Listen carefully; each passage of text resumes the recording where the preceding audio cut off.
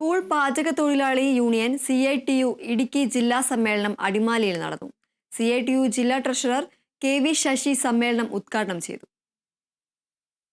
Adimali CITU ഓഡിറ്റോറിയത്തിൽ ക്രമീകരിച്ച ആനത്തലവട്ടം ആനന്ദൻ നഗറിലാണ് സ്കൂൾ പാചകത്തൊഴിലാളി യൂണിയൻ CITU ഇടുക്കി ജില്ലാ സമ്മേളനം നടന്നത്. സമ്മേളനത്തിന് മുന്നോടിയായി പതാക ഉയർത്തലും പുഷ്പാർച്ചനയും നടന്നു. സംഘടനാ ജില്ലാ പ്രസിഡന്റ് തങ്കമ്മ ശിവൻ പതാക ഉയർത്തി. CITU ജില്ലാ ട്രഷറർ KV ശശി സമ്മേളനം ഉദ്ഘാടനം ചെയ്തു.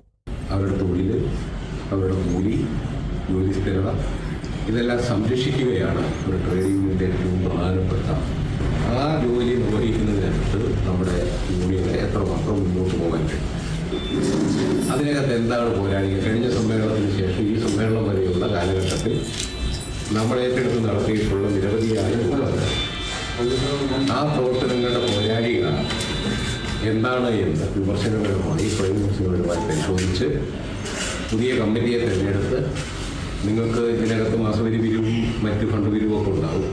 ആ ഫണ്ടൊക്കെ എങ്ങനെ ചെലവ് നമ്മുടെ യൂണിയൻ്റെ ആവശ്യങ്ങൾക്ക് വേണ്ടിയിട്ടാണോ ഈ പണമെല്ലാം അതിൻ്റെ വരവ് ചെലവ് കണക്ക് അവതരിപ്പിച്ച് പാസ്സാക്കിക്കൊണ്ട് പുതിയ ഭാരവാഹികളെയും തിരഞ്ഞെടുത്തുകൊണ്ടാണ് നമ്മൾ.